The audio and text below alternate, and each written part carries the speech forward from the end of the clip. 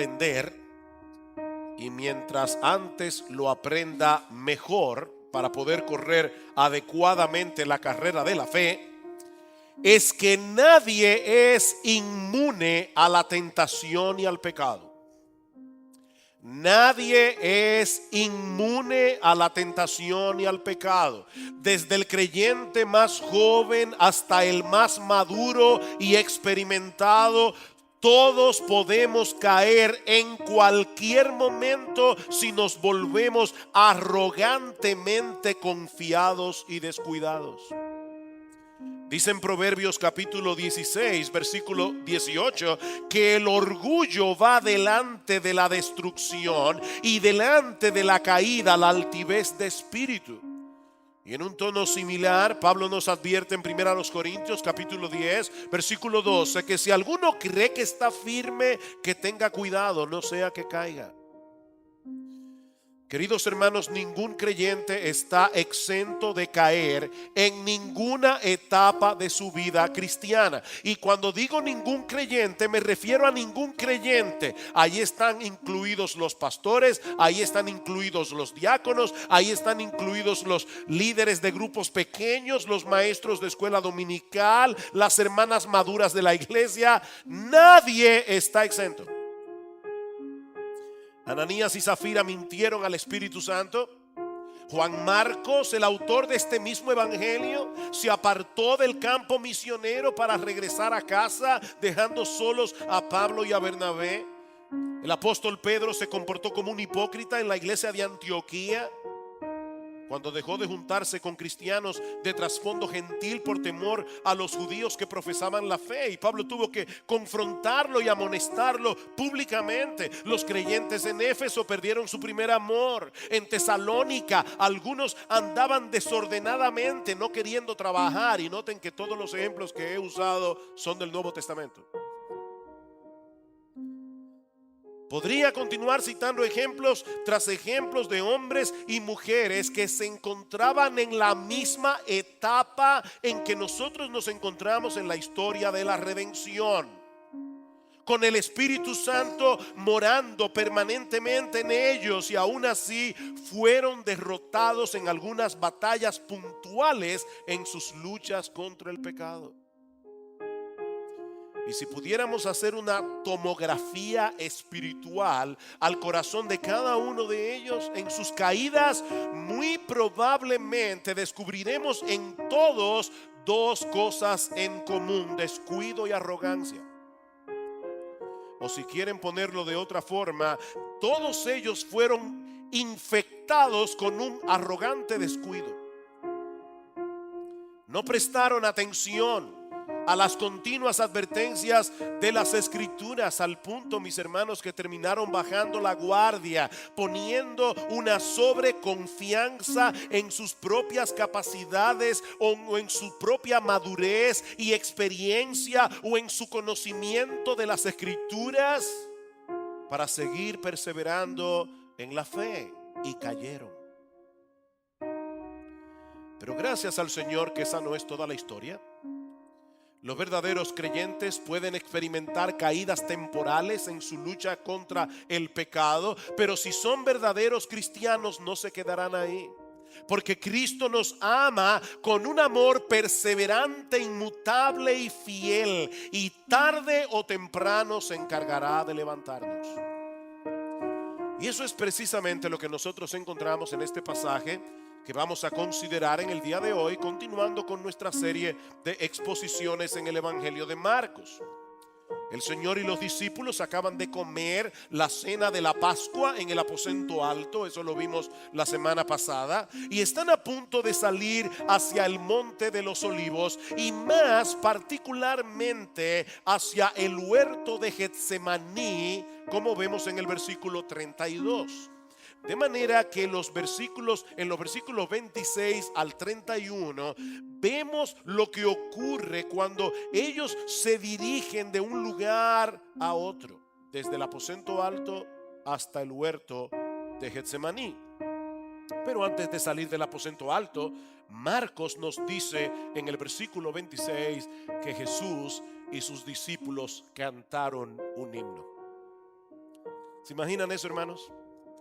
A Jesucristo, nuestro Señor, como director de alabanza, y a los 12 apóstoles cantando un himno.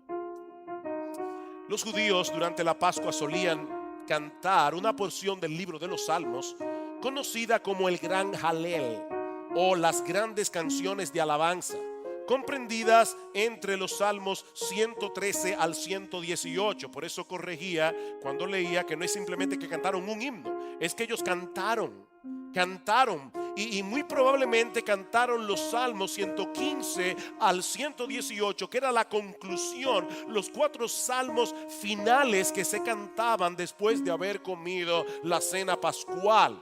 Y de paso, hermanos, quiero recomendarles que cuando lleguen a su casa lean esos salmos, Salmo 113 al 118 o el Salmo 115 al 118, teniendo en mente que Jesús cantó cada uno de ellos antes de salir al huerto de Getsemaní. Es en el Salmo 118 donde está escrito: la piedra que desecharon los edificadores ha venido a ser la cabeza del ángulo. Esto es una cosa maravillosa que ha hecho el Señor delante de nuestros ojos.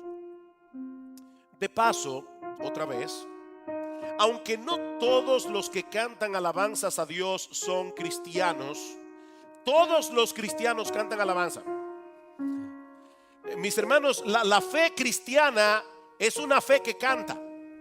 El cristianismo produce corazones que cantan. Dice en Efesios capítulo 5 versículo 18: sed llenos del Espíritu Santo. ¿Y cómo se va a manifestar esa llenura del Espíritu? Cantando en vuestros corazones al Señor, con salmos, con cánticos espirituales, con himnos. Los cristianos verdaderos cantan. No todos los que cantan son cristianos verdaderos, pero todos los cristianos verdaderos cantan, porque no hay una forma en que nosotros podamos expresar con emoción lo que nosotros tenemos en el corazón por causa de nuestro bendito Señor y Salvador Jesucristo, que se pueda expresar únicamente en prosa. Los cristianos cantan. Ahora, volviendo a nuestra historia, estamos en el aposento alto. Ya Judas había salido a encontrarse con los principales sacerdotes para entregarles a Jesús, de manera que en unas pocas horas el Señor tendría que enfrentarse con esta trama diabólica que iba a desembocar en la cruz.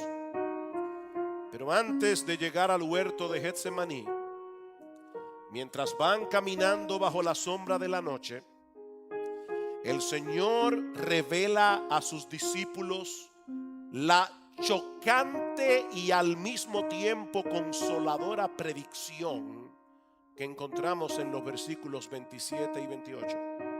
Vean conmigo una vez más el versículo 27. Jesús les dijo: todos vosotros os apartaréis. Y el Evangelio de Mateo, en el pasaje paralelo, dice: por causa de mí. Todos vosotros os apartaréis por causa de mí, porque escrito está: heriré al pastor y las ovejas se dispersarán. Recuerden que durante la cena del Señor ya Él les había revelado que en medio de ellos había un traidor. ¿Recuerdan? Uno de vosotros me va a entregar. Ahora, si aquel anuncio tiene que haberles caído como un rayo en el corazón, este tiene que haber sido 1000 veces peor. No solo hay un traidor en el grupo, sino que todos ustedes, sin ninguna excepción, y el Evangelio Mateo añade en el pasaje paralelo: esta misma noche, todos ustedes, sin excepción, esta misma noche se apartarán de mí. La palabra griega que se traduce como apartarse significa literalmente caer en una trampa, tropezar. Es la palabra griega escandalizo, de donde proviene nuestra palabra en español escandalizarse. Todos ustedes serán tan fuertemente zarandeados y sacudidos en esta misma noche por lo que está a punto de sucederme, que se agrietarán los cimientos de la fe y de la confianza que hasta ahora han depositado en mí como el Mesías. Todos sin excepción se apartarán de mí. Todos negarán tener cualquier tipo de vinculación conmigo. Todos se avergonzarán de conocerme. Todos me dejarán solo esta noche. El Señor no está hablando de algo que va a suceder dentro de unos años, ni siquiera dentro de unos meses. No, no, no, no, no. La fidelidad que hasta ahora han demostrado tener hacia mí quedará hecha polvo en esta misma noche, porque eso ya fue profetizado hace 500 años atrás. Porque escrito está: heriré al pastor y las ovejas se dispersarán. Eso está escrito, dice el Señor. Esta es una profecía que se encuentra en Zacarías capítulo 13 versículo 7, en el contexto de un pasaje más amplio en el que Dios promete proveerle a su pueblo perdón y purificación a través de la muerte de ese pastor que se menciona aquí. Heriré al pastor, heriré al pastor. Ahora, ¿quién es este pastor? ¿Y quién es el que hiere al pastor? Bueno, unos versículos antes, en Zacarías capítulo 12 versículo 10, recuerdan, esta profecía se encuentra en Zacarías capítulo 13 versículo 7, pero unos versículos antes, en Zacarías 12:10, Dios anuncia a través del profeta que Él derramaría sobre la casa de David y sobre los habitantes de Jerusalén espíritu de gracia y de súplica. Es decir, yo voy a traer por la gracia del Espíritu Santo una obra tal que en Israel muchos se arrepentirán. Pero entonces añade: y me mirarán a mí, a quien han traspasado. Perdón, hermanos, pero esto es importante. ¿Quién está hablando aquí? ¿Quién es el que está hablando? No estén tímidos. ¿Quién es el que está hablando? Dios, Dios. Estamos en el Antiguo Testamento. ¿Y qué está diciendo Dios aquí? Dios está diciendo: yo voy a enviarles mi Espíritu Santo.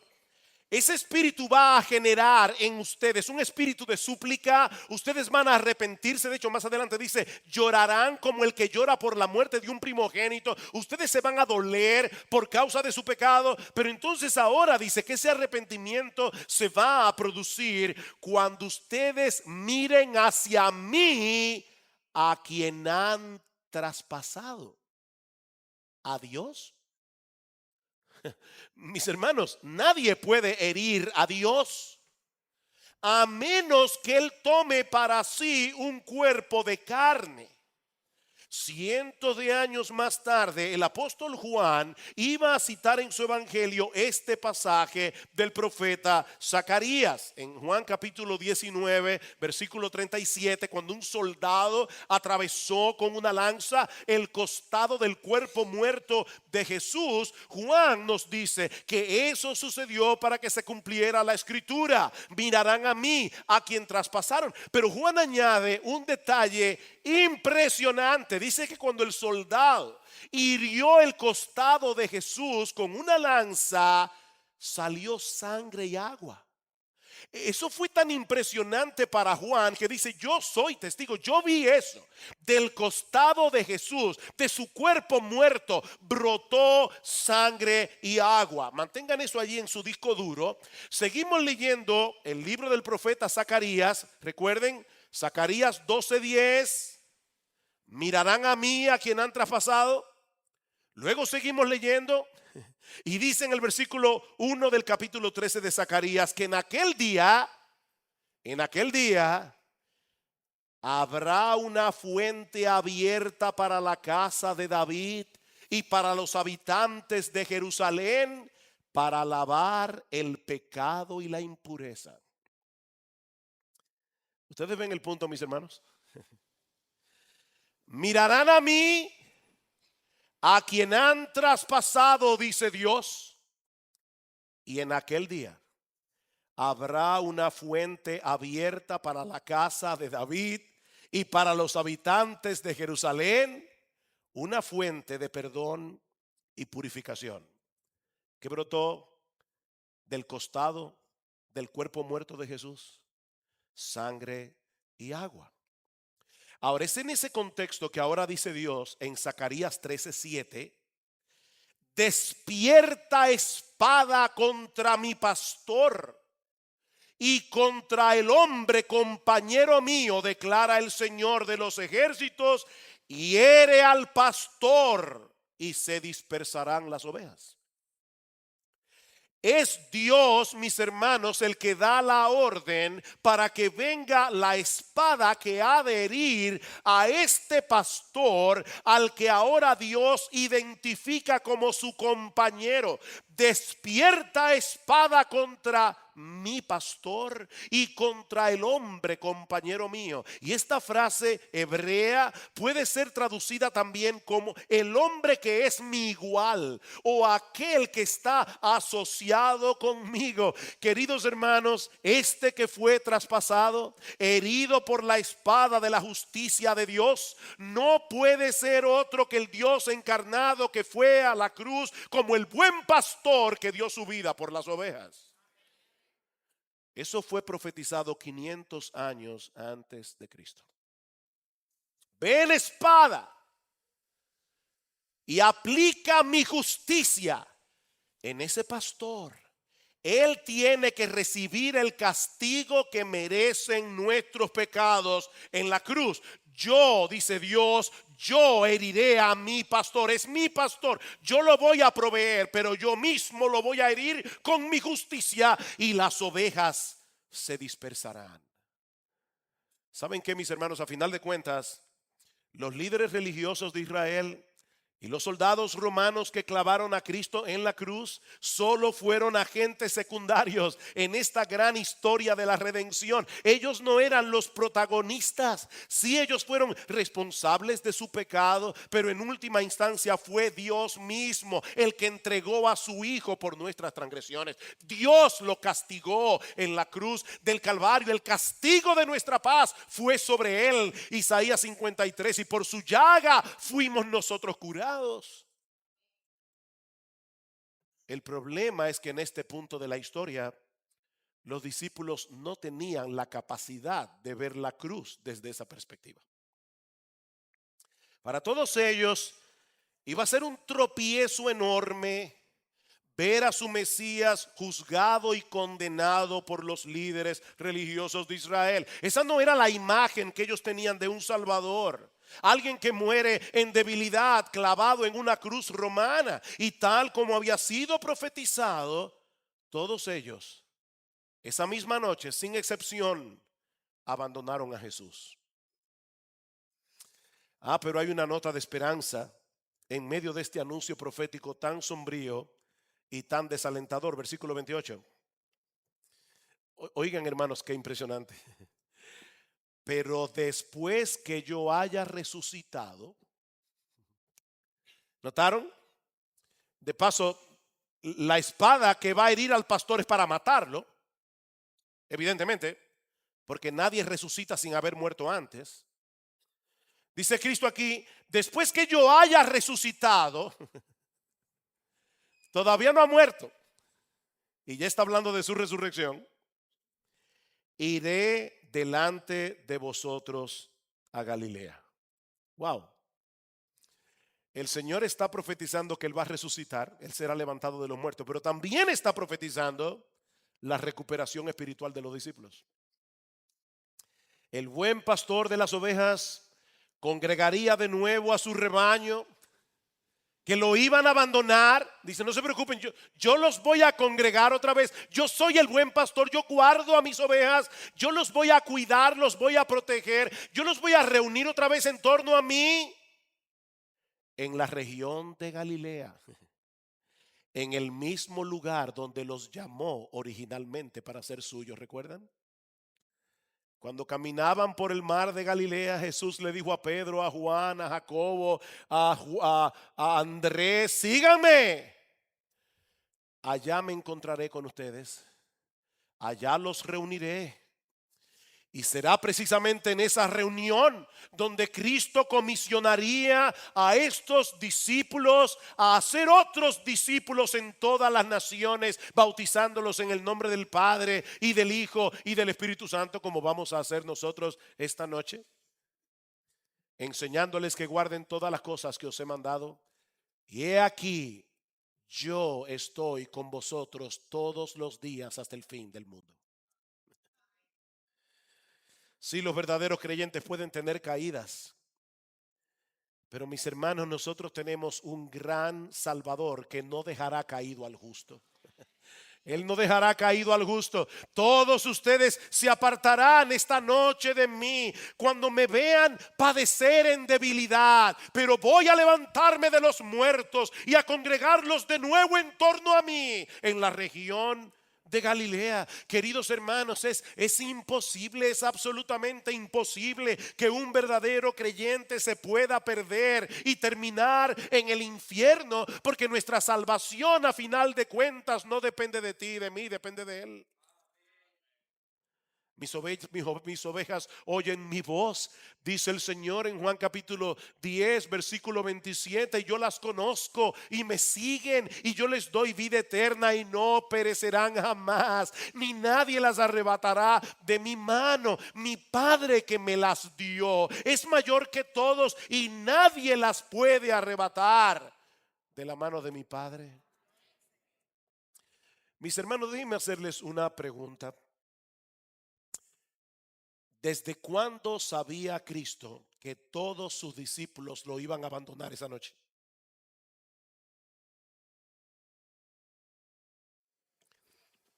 ¿Cómo se enteró? ¿Desde cuándo? ¿Saben desde cuándo? Desde siempre.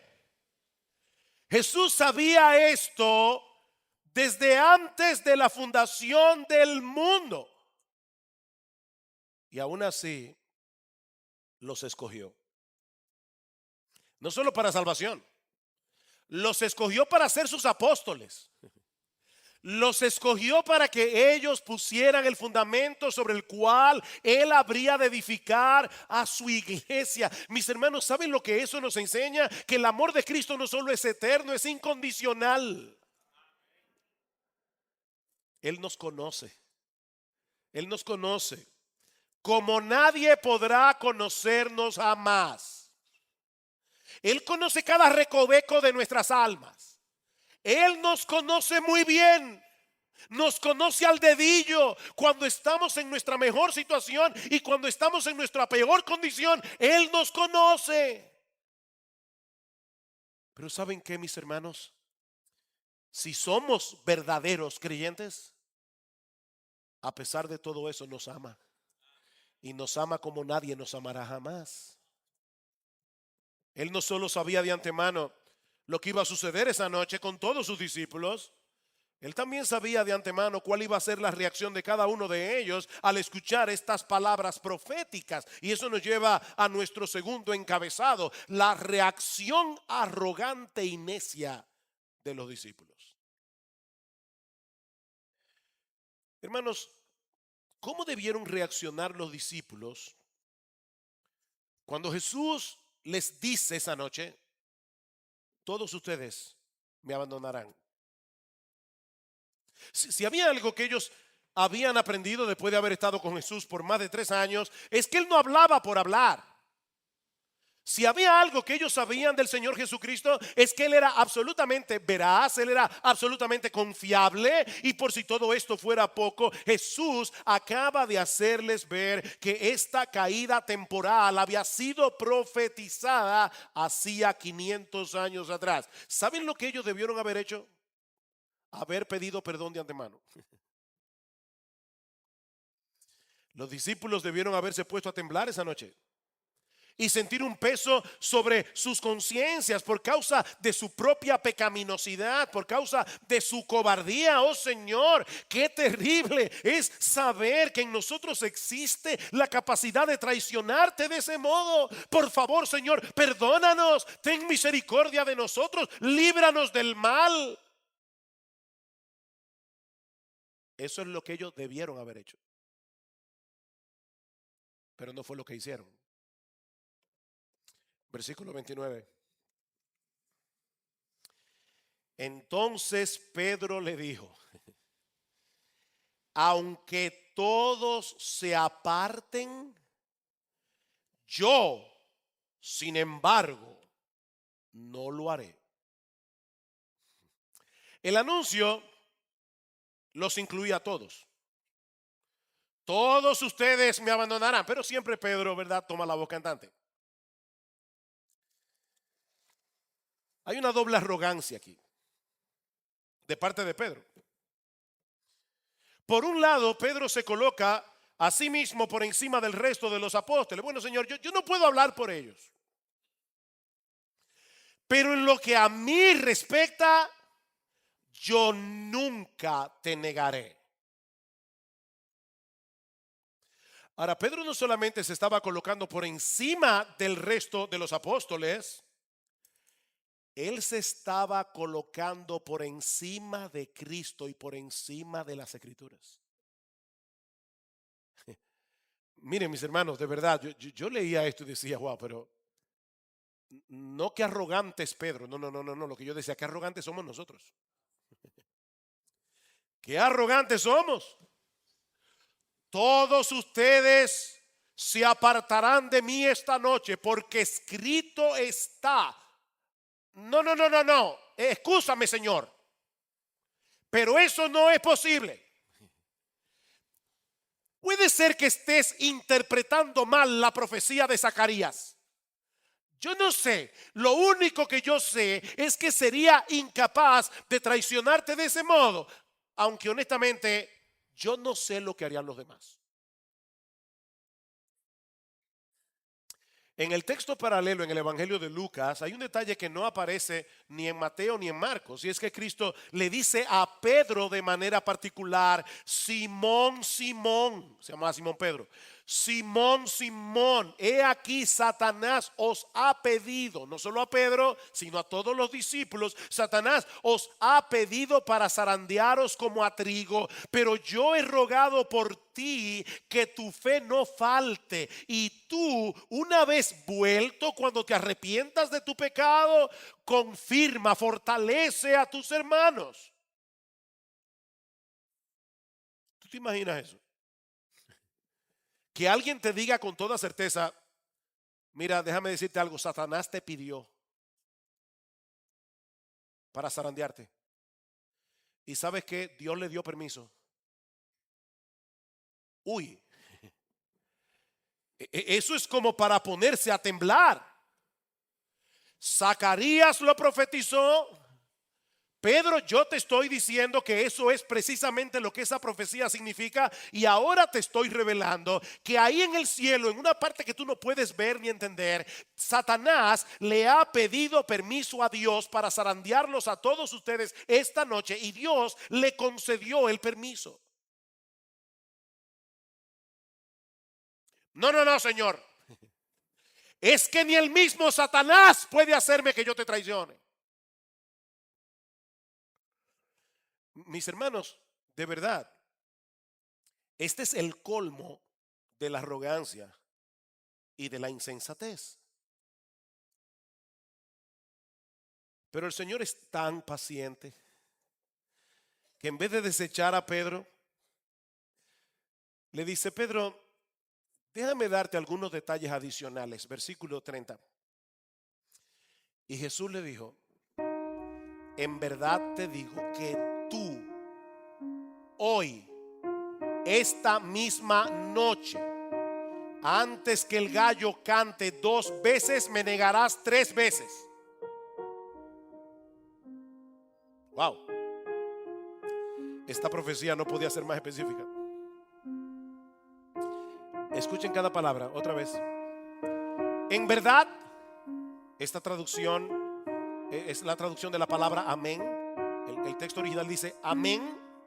Es una expresión que añade solemnidad, que añade certeza a lo que uno va a decir. Pedro, solemnemente te digo que tú, no los otros apóstoles, no Juan, no Santiago, no Jacobo, no, Pedro, tú hoy, esta misma noche, no mañana, no pasado, no durante una semana, antes que el gallo cante 2 veces, es decir, antes de que amanezca, antes de que tú comiences a ver los primeros rayos del sol salir en la aurora, me negarás. Y esta palabra es una palabra compuesta, tiene un prefijo que intensifica la palabra. Se puede traducir literalmente: Pedro, me vas a negar horriblemente, me vas a negar absolutamente, me vas a negar totalmente. Y no una, no dos, 3 veces. Era como si el Señor estuviera acorralando a Pedro para hacerle ver el peligro en que estaba. ¿Y saben qué? Ni aún así Pedro entró en razón. Versículo 31.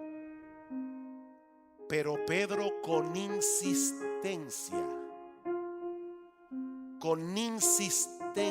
esa palabra significa más vehementemente. La idea no es tanto la de insistir, sino la profusión de palabras y el tono en que esa palabra se pronuncia. ¿Tú has visto esas personas que para ganar una argumentación hablan y hablan y hablan y hablan en un tono bien enérgico para convencer al otro por cansancio? ¿Han oído eso?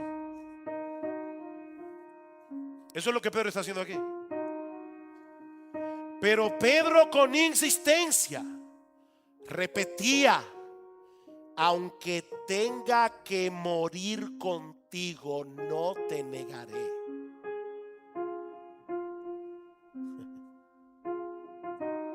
Y todos decían lo mismo. No era que repetían la misma palabra que Pedro, es que tenían la misma actitud. Ese espíritu de arrogancia, de autosuficiencia, había embriagado a los discípulos. ¿Ustedes han visto una persona borracha que está como desconectada de la realidad? Y está en medio de una guerra y están tirando tiros y él cree que está soñando que están tirando tiros. Los discípulos estaban borrachos de arrogancia. Se sentían inmunes a la traición, al punto de tener en poco las palabras de Jesús y las palabras de la Biblia. En vez de ponerse a temblar, reaccionaron con insolencia. Y ahora yo me pregunto, hermanos, ¿qué aprendemos de este pasaje? Bueno, hay varias lecciones que nosotros podemos extraer de un pasaje tan rico y tan aleccionador como este. Pero yo voy a limitarme solamente a 2 a modo de conclusión. Y yo le ruego al Señor que ustedes se lleven esas 2 en sus corazones en esta mañana. La primera es esta. Este pasaje nos enseña que en medio de la tentación, la sinceridad de nuestro amor por Cristo será completamente inútil y vano si no descansamos por completo en la gracia preservadora y capacitadora de Dios. Voy a repetir eso otra vez. Este pasaje nos enseña que en medio de la tentación, la sinceridad de nuestro amor por Cristo será completamente inútil si no descansamos por completo en la gracia preservadora y capacitadora de Dios. Déjenme hacerles otra pregunta. Cuando Pedro pronunció las palabras del versículo 29 y luego las que repetía vehementemente en el versículo 31, estaba siendo sincero. Pedro estaba siendo sincero. ¿Él de verdad quería decir lo que estaba diciendo o Pedro estaba actuando esa noche como un perfecto hipócrita? No, mis hermanos, personalmente yo creo que Pedro era sincero. Es obvio que era sincero. Su amor por Jesús era real. hasta el punto de escandalizarse ante la posibilidad de que él fuera capaz de traicionar al Señor. Alguien ha dicho, él no estaba pretendiendo tener un amor hacia Jesús que en verdad no sentía, ni estaba haciendo promesas que no estuviera ansioso de cumplir. Cuando Cristo le dijo, yo soy capaz de morir contigo, él creía cada palabra. Señor, yo sé de lo que soy capaz en mi amor por ti. ¿Cuál fue su problema entonces? Mis hermanos, ¿dónde estuvo el pecado de Pedro y del resto de los discípulos? En que, amparado en su propia sinceridad, se descuidó. En que, amparado en su propia sinceridad, se descuidó. El problema de Pedro y del resto de los apóstoles, y si ustedes se van a llevar una sola idea para sus casas en esta mañana, que sea esta: el pecado, el error de Pedro y de los apóstoles es que ellos llegaron a creer que la medida de su sinceridad era la medida de su fortaleza.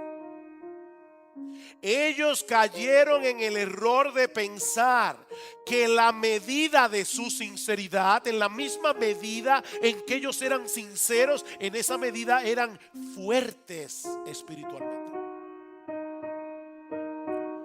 Cayeron en la trampa de creer que así como eran de sinceros, así también eran de fuertes.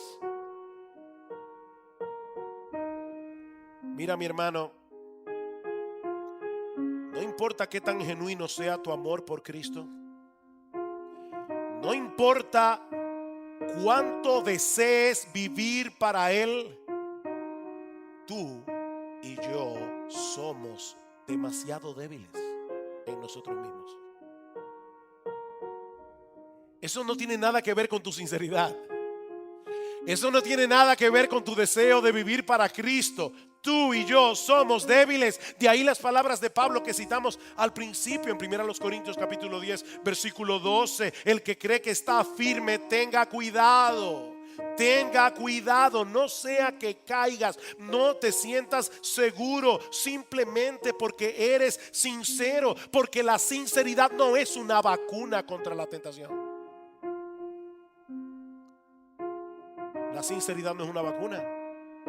Dice en Proverbios capítulo 26 versículo 28 que el que confía en su propio corazón, ¿saben lo que es? Es un necio. El que confía en su corazón es un necio. ¿Ustedes recuerdan cuando Cristo le dijo a los apóstoles, uno de vosotros me va a entregar? ¿Cómo reaccionaron ellos en ese momento? ¿Verdad que no soy yo, Señor? Todos ellos comenzaron a experimentar una saludable autodesconfianza, como veíamos el domingo pasado. Pero ¿qué pasó aquí? Miren, mis hermanos, la Biblia dice que el pecado todavía mora en nosotros. Y aunque el pecado ya no es nuestro rey, el pecado ya no nos domina a su antojo como nos dominaba antes. El pecado sigue siendo un enemigo de temer. Y si te descuidas, caerás. Juan Carlos Ryle, un gran siervo de Dios del siglo XIX, decía esto: hay mucha más maldad en nuestros corazones de la que sabemos. ¿Tú oíste eso? Hay mucha más maldad en nuestros corazones de lo que sabemos. Hay momentos cuando el Señor permite que se descorra un poco el velo y uno pueda ver lo que hay dentro del corazón. Yo no sé ustedes, hermanos, pero cuando yo puedo mirar un poquito dentro del mío, me espanto. Cuánta basura, cuánto pecado, cuánta iniquidad. Sigue diciendo Ryle: nunca podremos decir hasta dónde somos capaces de caer si somos tentados. No hay grado de pecado al que el mejor de los santos no pueda descender si no es sostenido por la gracia de Dios y si no vigila y ora. En nuestros corazones permanece escondida la semilla de toda maldad. Solo necesita el ambiente adecuado para germinar con una vitalidad maligna. Ese eres tú. Ese soy yo. Eso es lo que dice la Biblia. ¿Qué dice Pablo en Romanos capítulo 7? Cuando quiero hacer el bien es que yo descubro esta ley, que el mal está en mí.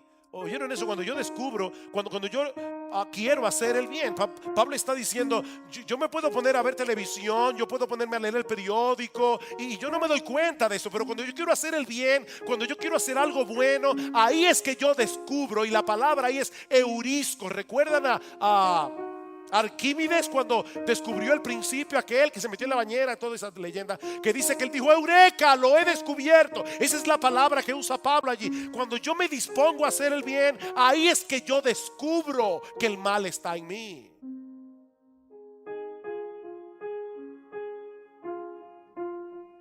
Leer el periódico no te va a traer en tu carne ninguna oposición. Trata de leer la Biblia. Trata de ponerte a orar y verás ese principio de maldad obrando en tu corazón. Mis hermanos, ¿cómo podemos saber si hemos caído en esa seguridad carnal que precede a la caída? ¿Cómo nosotros podemos identificar que nosotros estamos siendo arrogantemente descuidados? Déjenme darles algunas señales.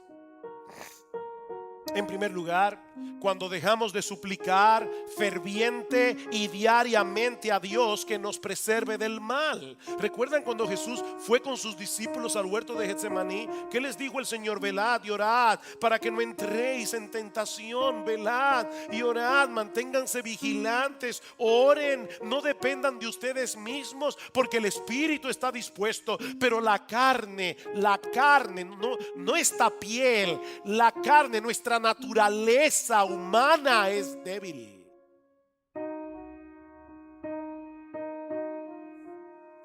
Pero ¿qué hicieron los discípulos? Recuerden, ellos estaban embriagados esa noche de una confianza carnal. ¿Qué hicieron los discípulos en el huerto de Getsemaní? Se pusieron a descansar y a dormir, cuando ya Cristo les había dicho: el diablo os ha pedido para zarandearos como a trigo. Yo voy a orar, yo voy a descansar un rato, yo voy a dormirme un rato. Cuando pasamos por alto las continuas advertencias de las Escrituras con respecto a las seducciones del pecado, del diablo y del mundo, es evidente, mis hermanos, que nosotros estamos embriagados de esta descuidada, de esta arrogancia descuidada, o de este descuido arrogante. Mi hermano, ¿tú crees lo que la Biblia dice cuando dice en primera de Pedro capítulo 2 versículo 11? Hermanos, yo os ruego como extranjeros y peregrinos que os abstengáis de los deseos carnales que batallan contra el alma. ¿Tú crees eso? ¿Tú crees que es verdad lo que dice el apóstol Pedro? Sed sobrios y velad, porque vuestro adversario el diablo, como león rugiente, anda alrededor buscando a quien devorar. No a quien hacerle cosquillas, a quien devorar. ¿Tú crees eso? Cuando nos creemos lo suficientemente maduros como para caminar cerca de las tentaciones, es obvio, hermanos, que hemos sido embriagados con esta confianza carnal cuando escuchamos que otros han caído y nos sentimos superiores en vez de llenarnos de temor. ¿Qué dice el apóstol Pablo en Gálatas capítulo 6 versículo 1? Si alguno fuere sorprendido en alguna falta, vosotros que sois espirituales, restauradle, pero con espíritu de mansedumbre, no sea que tú también seas tentado. No te olvides que tú eres de la misma masa que él. Tú no eres superior. Yo no entiendo cómo es posible que un cristiano. Yo lo entiendo. Yo lo entiendo muy bien porque conozco mis propias corrupciones. Tiembla, mi hermano, tiembla cuando escuches que otro cae, porque el próximo puede ser tú. Cuando descuidamos las Escrituras, como un medio de gracia provisto por Dios para guardarnos y librarnos del mal. Eso es evidencia de que estamos embriagados de descuido carnal. ¿Qué dice el Salmo 1? Bienaventurado el varón que medita en la ley de Jehová día y noche. Será como árbol plantado junto a corrientes de aguas, que da su fruto a su tiempo y su hoja no cae. O el Salmo 119: ¿con qué limpiará el joven su camino? Con guardar tu palabra. En mi corazón he guardado tus dichos para no pecar contra ti. Oh Señor, dame tu palabra. Dame tu palabra, porque yo soy muy débil. Mis hermanos, de verdad, este es un pasaje muy sobrio. El que manifiesta esos peligrosos síntomas y no los corrige a tiempo, con toda seguridad caerá y vendrá a hacer una deshonra para el nombre de Cristo. Vendrá a hacer una deshonra para el nombre del Señor y el Evangelio. Oh, mi querido hermano, mi querida hermana, en tu lucha contra el pecado, nunca cometas el error de pensar que la medida de tu sinceridad es la medida de tu fortaleza. No cometas ese error. Pero este pasaje nos muestra también, en segundo lugar, la constancia y eficacia del amor y el poder de Cristo para proteger y sostener a sus genuinos pero débiles discípulos. Voy a repetir eso otra vez.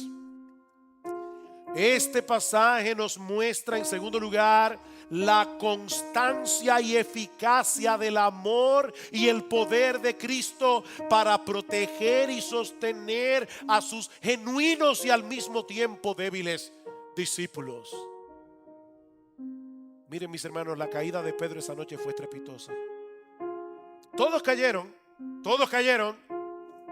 pero ninguno lo negó como Pedro.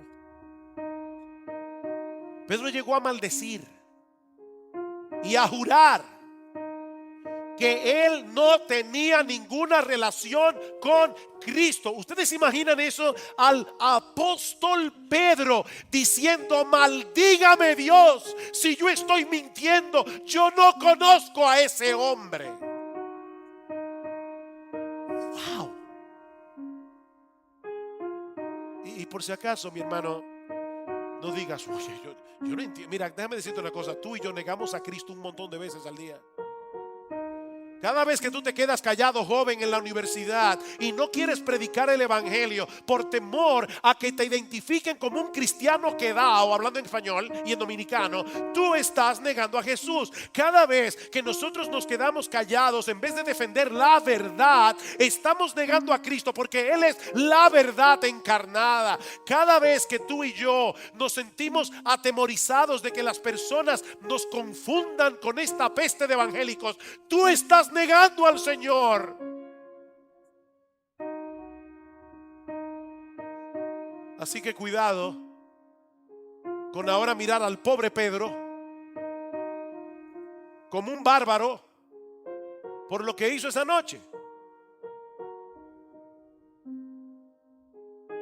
Pedro llegó a maldecir y a jurar: yo no conozco a ese hombre. Pero ¿saben qué? Cristo le había dicho: Pedro, el gallo va a cantar 2 veces.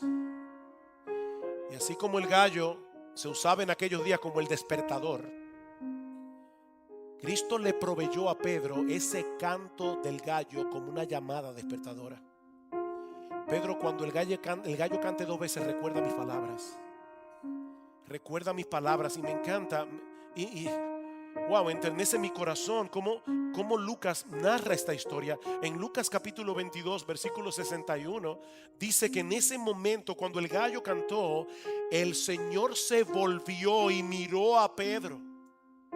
Y entonces Pedro recordó la palabra del Señor, como le había dicho: antes que el gallo cante hoy me negarás 3 veces. Y saliendo fuera lloró amargamente. Ustedes se imaginan eso, hermanos, mientras Jesús estaba en el patio del sumo sacerdote, atado, siendo acusado injustamente, golpeado y maltratado por una turba de soldados que estaban fuera de sí. Jesús estaba pensando en Pedro. Nunca olvidó a su discípulo indigno cuando las burlas y los golpes estaban cayendo sobre él. Sus pensamientos, su corazón estaba con aquel que en ese mismo momento lo estaba negando.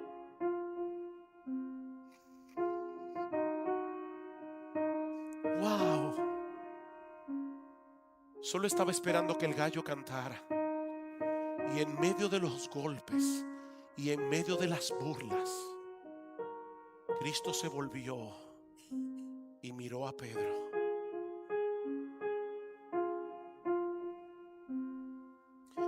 Alguien decía que fue esa mirada lo que evitó que la caída de Pedro desembocara en la traición de Judas. Fue esa mirada. Definitivamente, mis hermanos, nadie nos conoce como Cristo, pero nadie nos ama como Él. Nadie. Y aquí cito a Ryle otra vez: alentémonos con el pensamiento de que el Señor Jesús no repudia a su pueblo creyente a causa de sus errores e imperfecciones. Él conoce bien cuáles son. Los toma como el esposo toma a la esposa, con todas sus manchas y defectos, y una vez unidos a Él por la fe, nunca los repudiará. Es un sumo sacerdote misericordioso y compasivo. Se gloría en pasar por alto las transgresiones de su pueblo y encubrir sus muchos pecados. Ese Cristo sabe lo que ellos eran antes de la conversión: malvados, culpables y sucios, pero aún así los amó. Y Él sabe lo que serán después de la conversión: débiles, con equivocaciones, frágiles, pero sin embargo los ama. Él se ha comprometido a salvarlos a pesar de sus errores, y Él, dice Israel, cumplirá su compromiso. Qué amor, qué amor. Oh, mi hermano, yo no sé cuál es la condición en que se encuentra tu alma en este momento, pero si eres un creyente genuino, tú necesitas recordar que en Cristo hay perdón y restauración. Dice el autor de la epístola a los Hebreos que nuestro Señor Jesucristo puede salvar perpetuamente a los que por Él se acercan a Dios, viviendo siempre para interceder por ellos. ¿Recuerdan Pedro? Satanás te ha pedido, os ha pedido para zarandearos como a trigo, pero yo he rogado por ti. ¿Sabes qué, mi hermano? Cristo todavía está rogando, está intercediendo por cada uno de los suyos. Yo no entiendo eso, pero me resulta muy consolador saberlo.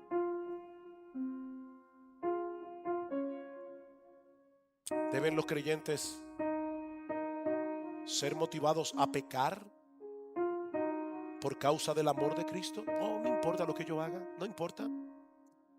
Allí siempre estará Cristo dispuesto a perdonarme.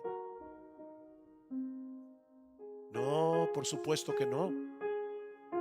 Si alguien piensa de ese modo es porque no conoce la gracia de Dios en Cristo. El que piensa de esa manera nunca ha sentido la amargura del pecado después de haber experimentado la dulzura del perdón. Una persona que piensa así no es cristiano. Para el verdadero cristiano, el perdón de Dios nunca es un combustible para seguir pecando. Jamás.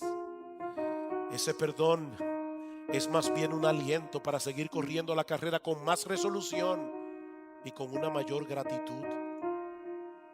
Dice el profeta Isaías que los que esperan en el Señor renovarán sus fuerzas, se remontarán con alas como águilas, correrán y no se cansarán, caminarán y no se fatigarán. Así que levántate, mi hermano, levántate. Sigue corriendo la carrera, descansando enteramente en la bendita gracia de Dios. Porque en Cristo encontramos una fuente inagotable de perdón y purificación. Si confesamos nuestros pecados, Él es fiel y justo para perdonar nuestros pecados y para limpiarnos de toda maldad.